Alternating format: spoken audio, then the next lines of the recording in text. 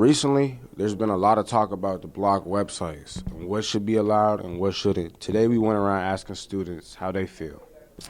Because people take advantage of things when they have a little bit, they run and take a lot. These students have had a lot of interesting things to say. Ryan tells us how it distracts students.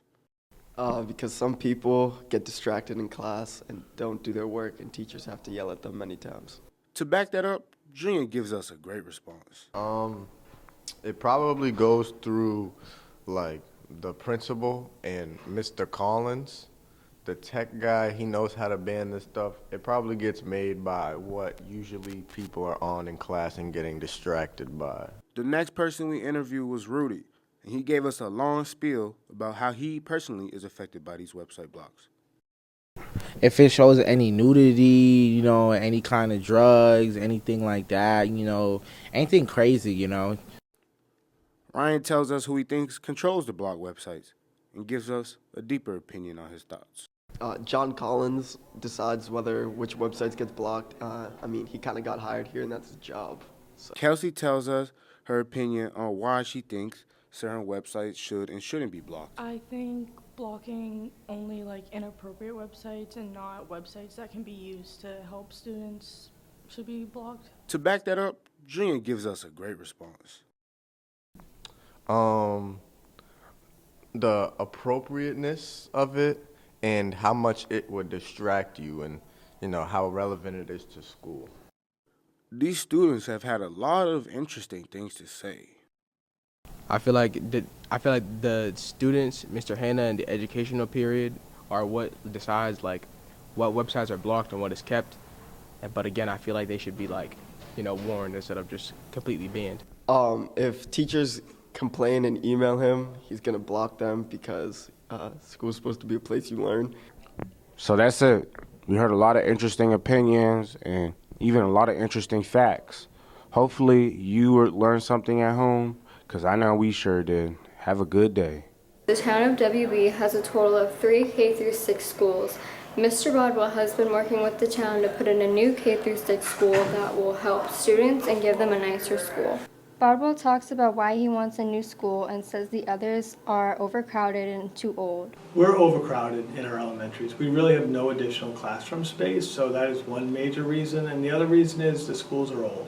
They're built in the late 1950s, early 1960s, so they are a bit outdated, ending their useful life in terms of educational facility. Bodwell thinks the students would be happy about a new school.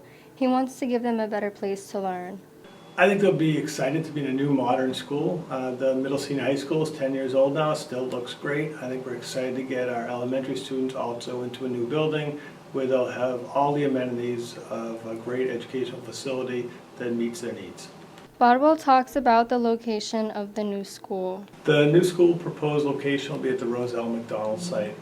Pretty much behind it, to the left-hand side as you come in and behind the existing school. Bodwell explains how the new school will hold up to 1,070 students and wants it to be K-6. He thinks staff should stay the same, but some may be added. It's probably going to be around 1,000 students. It's going to be K-6, which is, we're predicting around 1,075 students. And we won't be that number right away, but it will be eventually. Staff should remain the same at the beginning. Staff will have to be added as our enrollment increases. So as enrollment increases, we'll need to add classes, and therefore we'll add teachers. Bodwell doesn't see any class changes. He thinks it would only help them learn better. I wouldn't say no, but I think they'll be enhanced. I think everything we do in terms of STEM, sciences, robotics at the elementary level, everything will be enhanced, but I don't see any new courses being offered. Bodwell wants to continue to have school choice as long as there is enough space for all the students. We'll continue school choice as long as we have space available. We may have more space available. I don't see us increasing substantially, but I think we'll still allow school choice. Bodwell is looking to get the votes he needs to determine the budget of the new school. The budget will be supported by the town, so we have to go to a town vote, both a town meeting vote and a ballot vote. So the final budget will be determined as we get closer to the end time, which will probably be next winter, probably December or January of next year. With that being said, Bodwell hopes a new school will be built and will continue to make sure that will happen. Let's go to Caitlin to see what she has to say about parking passes. Thank you, Riley, for that information on the new high school. Now together we'll learn about how the issue of parking passes affects the students. Mr. Hanna explains the purpose of parking passes and how the fees from them improve the school.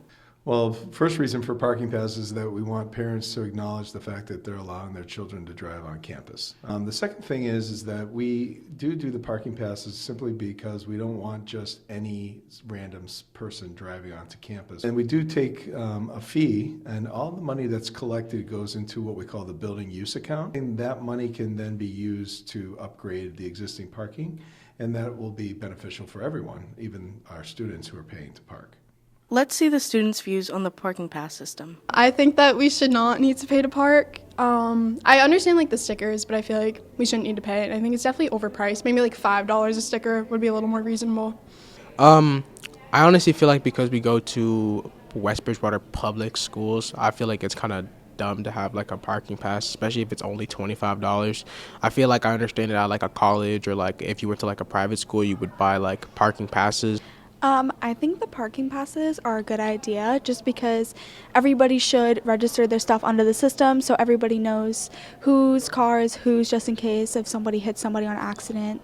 It's happened one too many times. Let's hear some of the students' ideas to improve the school's parking system. Expand the parking lot or expand the system. And I think like a little more time in the mornings would probably be better because it's very rushed, it's crowded. Some people take forever, or maybe like people with sports or like a bunch of people getting out of the cars can like get dropped off in a different spot so they're not like blocking up the line. I feel like we can open up the back so students can get picked up either in the front or back, because the back and the front are both 2 lanes. Mr. Hanna says he would be open to assigned parking in the future. My previous district, Plymouth North and Plymouth South, we've tried it both ways. First come, first serve in the morning. But at Plymouth North, all the seniors are assigned spots so that you can even decorate them with sidewalk chalk. Let's see some students' views on possibly having assigned parking spots someday.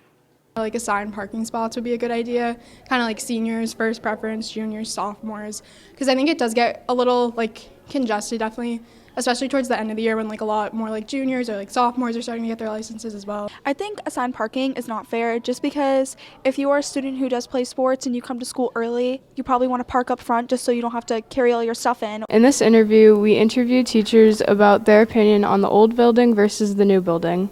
A lot of teachers have strong opinions regarding the upgrade on the school.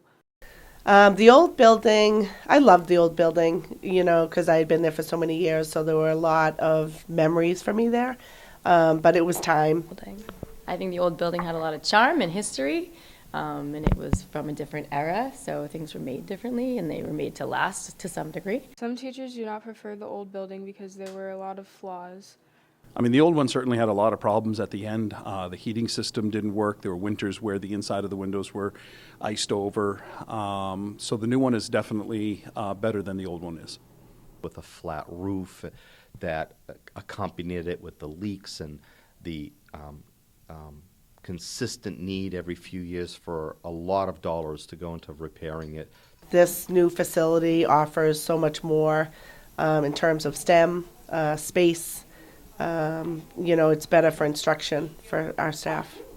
One of the many changes to the building is the gymnasium. Mr. Antonio, one of the gym teachers at the high school, compares the old gym to the new one we have now. It's got way more space. The gym for us is almost twice as big as what the old one is. We have a legitimate weight room, fitness room area. It's just a much better space. Mr. Winchell, one of the teachers from the old building, talks about how many amenities the new building has. It's definitely more modern, so there are a lot more amenities and things that we can do in the new building.